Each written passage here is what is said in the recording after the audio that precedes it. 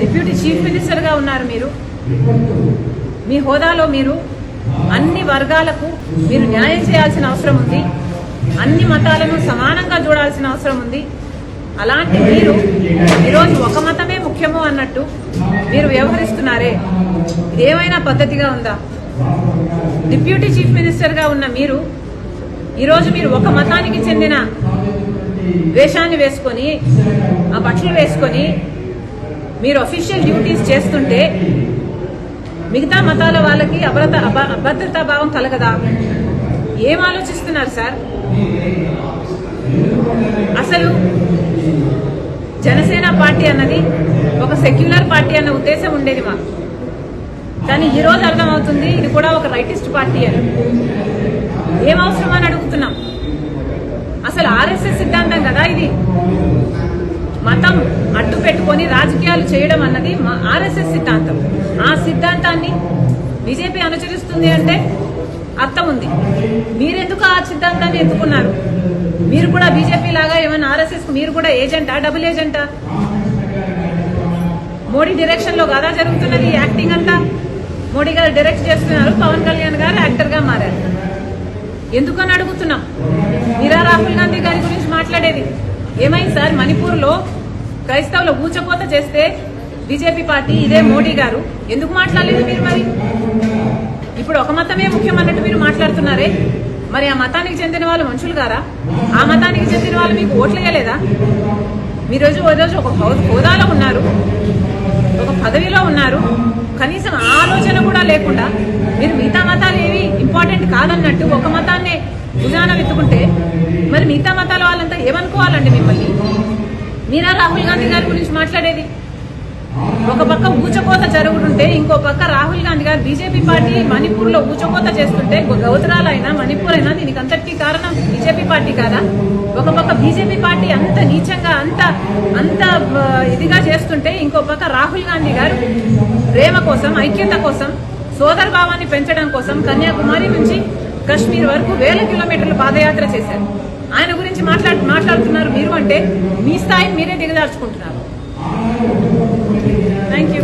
ఈ రోజు మన రాష్ట్రంలో పరిపాలన జరుగుతుందా? ప్రజాప్రతినిధుల దృష్టి అంతా ఎక్కడ ఉంది? చంద్రబాబు గారేమో శుద్ధి అని శాంతి హోమాలు చేస్తున్నారు. పవన్ కళ్యాణ్ గారేమో ప్రాయశ్చిత దీక్షలు చేస్తున్నారట. ఇక ఇప్పుడు జగన్మోహన్ రెడ్డి గారు కూడా ప్రక్షాళన పూజలు చేస్తున్నారట. ఒకరి మీద ఒకరు పోటీ పడి మరి నీచమైన మత రాజకీయాలు కాకపోతే ఇది ఏమిటి అని అడుగుతున్నాం. చంద్రబాబు గారిని అడుగుతున్నాం. బయట మార్కెట్ లో నెయ్యి ధర 700 నుంచి 1000 రూపాయల వరకు ఉంది. జగన్మోహన్ రెడ్డి గారి సర్కారు 320 రూపాయలకే నెయ్యి సప్లై చేసే టెండర్ కి ఆమోదం తెలిపిందని మీకు తెలుసు. నెయ్యి కల్తీ అయిందని, లడ్డూలకు వాడే నెయ్యిలో beef టాలో, Pig fat, fish oil ఉన్నాయని నేషనల్ డైరీ డెవలప్మెంట్ బోర్డు ఇచ్చిన రిపోర్టు మీకు తెలుసు. మరి ఇన్ని సాక్ష్యాలు, ఇన్ని ఆధారాలు, ఇన్ని రిపోర్ట్లు మీ దగ్గర పెట్టుకుని కూడా ఏ చర్యలు ఎందుకు లేవు? ఒక పక్కేమో కూటమి సర్కారు ప్రక్షాళన దీక్షలు చేస్తున్నారు, ఇంకో పక్కేమో ఇప్పుడు జగన్మోహన్ రెడ్డి గారు ప్రాయశ్చిత దీక్షలట, ఈయన ప్రక్షాళన పూజలట. జగన్మోహన్ రెడ్డి గారి సర్కారు లడ్డూలలో కల్తీ నెయ్యి వాడితే కూటమి సర్కారు అదే లడ్డూలలో మత రాజకీయాలు కలుపుతుంది. ఇద్దరికి ఏమిటి తేడా? ఇంకో పక్కేమో బీజేపీకి చెందిన కేంద్ర మంత్రులే ఈ లడ్డూల వ్యవహారం మీద మాట్లాడుతూ ఇది హిందూ మతం అంతం చేయడానికి కుట్ర అని మాట్లాడుతున్నారు. ఇది హిందూ మతంపై దాడి అని మాట్లాడుతున్నారు. ఇక్కడ మన పవన్ కళ్యాణ్ గారేమో క్రిస్టియన్లు, ముస్లింలు చర్చిల మీద, మసీదుల మీద ఇదే జరిగితే వాళ్ళు ఊరుకుంటారా, మేము ఎందుకు సహించాలి అన్నట్లు మాట్లాడుతున్నారు. ఇంత దుర్మార్గంగా ఎలా మాట్లాడగలుగుతున్నారు? హిందువులను రెచ్చగొట్టే ప్రయత్నం మీరు చేయటం లేదా? మతాల మధ్య చిచ్చు పెట్టే ప్రయత్నం కాదా ఇది? ఇక్కడ ఒక అన్యాయం జరిగితే క్రిస్టియన్స్ ని, ముస్లింల గురించి మాట్లాడాల్సిన అవసరం ఏముంది? ఎప్పుడూ లేనిది మన రాష్ట్రంలో కమ్యూనల్ వైలెన్స్ జరగాలి అని మీకేమైనా హిడెన్ అజెండా ఉందా? మతాల పేరుతో చిచ్చు పెట్టే ఉద్దేశం మీకుందా? ఒక మతాన్ని అవమానించాలి, ఇంకో మతాన్ని రెచ్చగొట్టాలి. ఇదే బీజేపీ చేసిన రాజకీయం. అదే బీజేపీ డైరెక్షన్ లో పవన్ కళ్యాణ్ గారు, కూటమి సర్కారు కూడా వాళ్ళ చెప్పు చేతల్లోనే వాళ్ళు చెప్పినట్టే చేస్తున్నారనడానికి ఇంతకంటే రుజువు కావాలనా? అసలు ఆంధ్ర రాష్ట్రంలో ఎప్పుడు కమ్యూనల్ వైలెన్స్ లేవు. అలాంటిది మీ పొలిటికల్ మైలేజ్ కోసం, పొలిటికల్ గా మీరు లబ్ధి పొందడం కోసం ఇది కావాలనే రెచ్చగొట్టే వ్యాఖ్యలు చేస్తున్నారా అని అనిపిస్తుంది. ఇది భావ్యం కాదు. రెస్పాన్సిబుల్ పొజిషన్స్ లో ఉన్న వాళ్ళు రెస్పాన్సిబుల్ గా మాట్లాడాల్సిన అవసరం కూడా ఉంది. అసలు కేంద్ర మంత్రులుగా ఉన్నవారు కూడా ఇంత నిర్లక్ష్యంగా మాట్లాడుతున్నారు. అసలు మోడీ గారిని అడుగుతున్నాం, మోడీ గారు మీరు గత నవంబర్ లో అనుకుంటా తిరుపతికి రావడం జరిగింది. తిరుమలలో మోడీ గారు దర్శనం చేసుకున్న తర్వాత 140 కోట్ల మంది భారతీయులకు మంచి జరగాలని ప్రార్థన చేసుకున్నానని చెప్పడం జరిగింది. అయ్యా మోడీ గారు, మరి అదే తిరుమలలో 140 కోట్ల మంది సెంటిమెంట్లు దెబ్బతినే విధంగా ఒక కాంట్రవర్సీ బయటకు వస్తే మరి మోడీ గారు ఏం చేస్తున్నారు? నేషనల్ డైరీ డెవలప్మెంట్ బోర్డు కేంద్ర సంస్థ, ఆ బోర్డు ఇచ్చిన రిపోర్టు ప్రకారమే చనిపోయిన జంతువుల కొవ్వు ప్రసాదంలో కలిపారు అని వాళ్ళు ఇచ్చిన రిపోర్టే చెప్తుంటే మరి మోడీ గారు కనీసం స్పందన కూడా ఎందుకు లేదు? మీరు చెప్పినట్టే 140 కోట్ల మంది భారతీయులకు సంబంధించిన అంశం, మరి అలాంటప్పుడు కనీసం ఒక సిబిఐ ఎంక్వైరీ వేయాలని మోడీ గారికి ఎందుకు తోచలేదు? 2 నెలల కిందనే నేషనల్ డైరీ డెవలప్మెంట్ బోర్డు చేతిలో ఒక రిపోర్ట్ వస్తే 2 నెలలుగా ఏమీ చేయలేదు. ఒక సిబిఐ ఎంక్వైరీ వేయడానికి మోడీ గారికి ఎంతసేపు పడుతుంది? మరి ఎందుకు చేయలేదు?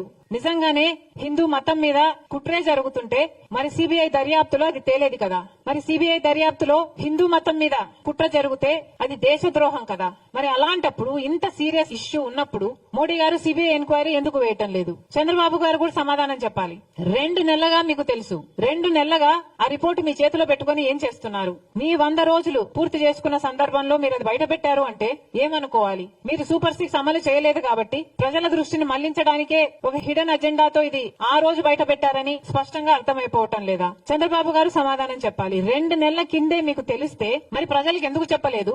ఎందుకు సిట్టు అప్పుడే ఎందుకు వేయలేదు? ఇప్పుడు చంద్రబాబు గారు సిట్టు వేస్తున్నారు. ఈ సిట్ ఏదో 2 నెలలు ముందే వేస్తుండొచ్చు కదా? ఇంత రచ్చ జరిగాక ఇప్పుడు సిట్టు వేశారు చంద్రబాబు గారు. అప్పుడే సిట్టు వేసునుంటే ఇంత రచ్చ జరిగాక ఇప్పుడు సిబిఐ ఎంక్వైరీ వేస్తుండొచ్చు కదా? మరి ఏం సమాధానం చెప్తారో చంద్రబాబు గారు చెప్పాలి. ఇన్ని ఆధారాలు, ఇన్ని రిపోర్ట్లు మీ చేతుల్లో పెట్టుకుని కూడా ఈ రోజు ఒకవైపు తెలుగుదేశం పార్టీ అయినా, పవన్ కళ్యాణ్ గారైనా, బీజేపీ అయినా, జగన్మోహన్ రెడ్డి గారైనా అందరూ కలిసి నీచమైన మత రాజకీయాలు చేస్తున్నారు. మొన్నెక్కడో ఒక రాముల వారి రథం తగలబెట్టారని విన్నాం. వీళ్ళు చేస్తున్న ఈ క్రియలకు, వీళ్ళు మాట్లాడుతున్న మాటలకు ఇవి ఎక్కడికి దారి తీస్తాయి అన్న స్పృహ లేకుండా, అన్న ఇంగితమన్నా లేకుండా రెస్పాన్సిబుల్ పొజిషన్స్ లో ఉన్న వాళ్ళు మాట్లాడాల్సిన మాటలేనా ఇవి? మళ్ళీ చెప్తున్నాం, లడ్డూ కల్తీ జరిగిన విషయంలో మతోన్మాద చర్యలు అవసరం లేదు, సవాళ్లు ప్రతి సవాళ్లు కూడా అవసరం లేదు, దీక్షలు ప్రమాణాలు అంతకంటే అవసరం లేదు. ఇక్కడ కావాల్సిందల్లా నిజం. ప్రజలకు నిజం తెలియాలి. ఈ తప్పు ఎవరు చేశారు, పెద్ద చేపల చిన్న చేపల, ప్రజలకు నిజం తెలియాలి, చర్యలు తీసుకోవాలి. మళ్ళీ ఈ తప్పు జరగకుండా జాగ్రత్త పడాలి.